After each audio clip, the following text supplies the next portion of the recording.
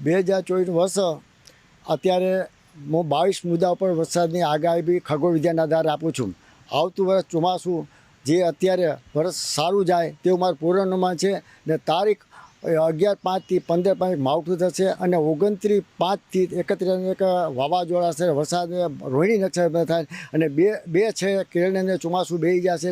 15/6 અને 17/6ની અંદર અમુક જગ્યાએ સૌરાષ્ટ્રની અંદર વાવણી લાયક વરસાદ થાય અને 28/6 સમગ્ર સૌરાષ્ટ્રની અંદર વરસાદ સારો થાય તેવું મારું પૂર્વાનુમાન છે. ખાસ કરીને રમણીકભાઈ, જો આપ જે આગાહી કરી રહ્યા છો એમાં સૌથી વધુ વરસાદ ક્યારે થશે અને કયા વિસ્તારની અંદર આ વખતે સૌથી વધારે વરસાદ થવાની સંભાવના છે? જી, આ વર્ષે સૌરાષ્ટ્રની અંદર આપણે જે મારા કચ્છને આધારે અને પવનની દિશા ઉપર વરસાદની આગાહી આપું છું, ત્યારે આ વર્ષે વેરાવળમાં એક અતિવૃષ્ટિ થાય. એ અતિવૃષ્ટિ જુલાઈ માસની અંદર બીજા વીકની અંદર થાય અને કદાચ નુકસાન પણ થાય અને વરસાદ સમગ્ર સૌરાષ્ટ્રની નદી નાળા છલકાય તેવું મારું પૂર્વાનુમાન છે. આ કચ્છને આધારે અને આકાશી ચિત્તીના આધારે હું આ વરસાદની આગાહી મારા બાપુજી ડાય બાપા અને વંશીના સુખાબા ભારેમાના કચ્છના આધારમાં શીખવા કે આ વર્ષે પણ કચ્છની હિસાબે વરસાદ અતિવૃષ્ટિ થાય.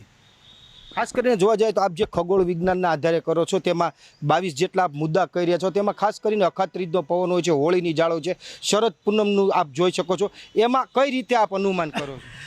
જ્યારે હાથિયા નક્ષત્ર જાય ભાદરવા પછી પૂનમ આવે, જે શરદ પૂનમ, સુરત પૂનમની અંદર આકાશ ચોખ્ખું હોય ત્યારે 6 થી સાંજના 8 વાગે સવારના 6 વાગ્યા સુધી અગાસી ઉપર પૌવા અને ખાંડ રાખવામાં આવે છે. એ ખાંડની અંદર કેટલો ભેજ આવે એની ઉપરથી ઘણું તાર નીકળે કે આવતું વર્ષ કેનું થાય એની માટે વરસાદની આગાહી ઘણું જાણવા મળે છે. અને જે પોષ મહિનાની અંદર જે જાન્યુઆરી આપણે મકર સંક્રાંતિ ત્યારે પણ એક વરસાદનું આગાહી ત્યારે આકાશ ખુલ્લું રહેવું હોય છે અને મહિનાને માવઠું પણ થાય એટલે વર્ષ સારું જાય. અને ઉતાસલીનો પવન એક જોવાની પદ્ધતિ હોય છે. ઉતાસલીનો પવન એક 96 મિનિટ જોવાનું હોય છે. જ્યારે 6 થી 6:30 થી રાતના 9:30 વાગ્યા સુધી. અને હોળીના પવનની અંદર જે આ વર્ષે પણ નૈઋત્ય તેમજ ઈશાનમાં ગયા અને પશ્ચિમ પૂર્વ પવન ગયેલો. પવન ગયેલા પછી અનુમાન જ્યારે 10 મિનિટ ઝાડ ઊંચી જવાથી રાજા પ્રજા સુખ શાંતિ સુઈ શકશે નહીં અને વરસાદ સારો થાય એવું પણ મળશે.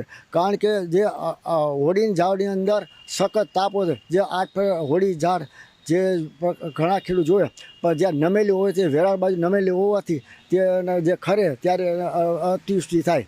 અખાત્રીજનો પવન એક જોવાની પદ્ધતિ હોય છે. મેં અખબાર પેપરની અંદર મેં ઘણા લોકોને ભડલી વાક્યમાં અખાત્રી પવનને શીખવાડે છે. અખાત્રીજના દિવસે 96 મિનિટ જોવાની પદ્ધતિ હોય છે. આ વર્ષે 10 મિનિટ નૈઋત્યનો પવન વાયલો અને પશ્ચિમ અને વાયુ અને ઉત્તર દિશાના પવન વાવાથી પાછતરા વરસાદ વધારે થશે. આ વર્ષે ચોમાસું વહેલું બેસી જાય અને પાછતરા વરસાદ જે 26/9 જે હાથિયા નક્ષત્ર બેસે છે, હાથિયા નક્ષત્રમાં ગાજવીજ સાથે વાવાઝોડા સાથે વરસાદ નોરતાની અંદર વરસાદ થાય. આ વર્ષે 4 સ્તંભ આવેલા હોય છે. એક ભડલી વાક્યમાં આવે છે, ચૈત્ર પડ્યો, વૈશાખ પડ્યો અને જેઠ પડ્યો અને અષાઢ પડ્યો. આ પડવાની જે વૈશાખ મહિના પડવાના દિવસે જે કૃતિકા નક્ષત્ર નથી, ભરણી નક્ષત્ર છે, આ સ્તંભ નથી એટલે ઘાસચારો ખેડૂત માટે ઘણો બગાડ થશે. માટે ખેડૂત માટે મારી વિનંતી છે કે તમે ઘાસચારો પોતાના ઢોર માટે સાચવજો એવું મારું અનુમાન છે. ખાસ કરીને રમણીકભાઈ, જોવા જાય તો આટલા વર્ષોથી આપ આગાહી કરો છો, અનુમાન કરો છો. આ 2024નું વર્ષ છે તો આપ કેટલા આની વરસાદ કયો છો? વરસાદનું ચોમાસું અત્યારે 11/5 થી 16/5ની અંદર મેં અખબાર પેપરની અંદર 4 મહિના અગાઉ પેપરમાં આવ્યું કે કૃતિકા નક્ષત્રમાં વરસાદ થાય તો વર્ષ 16 થાય. હજી આ જે કૃતિકા નક્ષત્ર બેસેલે આ વર્ષે જે અનુમાન જે અખાત્રીની લાકડીની માપદાર અને પણ મારું અનુમાન છે 50 થી 55 વરસાદ થશે, 16ની વરસાદ થાય.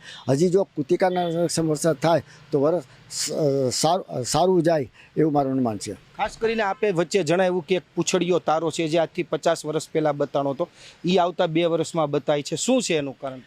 એનું કારણ જે પૂછડીયો તારો મેં લગભગ 2 થી 3 ફેરી જોયેલા છે અને આજે 30, 35, 40 વર્ષે આ પૂછડીયો તારો જે ઉત્તર દેશની અંદર સવારના 12 રાતના 12 થી સવારના 6 વાગ્યા સુધી એ પૂછડીયો તારો એ એક જોખમી હોય છે.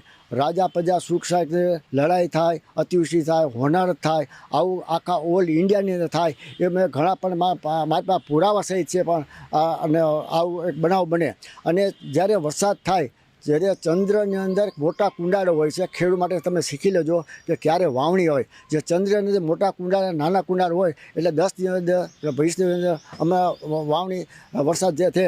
અને એક ધનુષ બાણ, જ્યારે ખેડૂત માટે એક ધનુષ બાણ જ્યારે ધનુષ બાણ નીકળે સાંજે, જ્યાં સાંજે હર્ષદ માતા મંદિર, દ્વારકા મંદિર ધનુષ બાણ હોય તો સમજી લો કે 4 દિવસની અંદર અતિ ભારે વરસાદ થાય.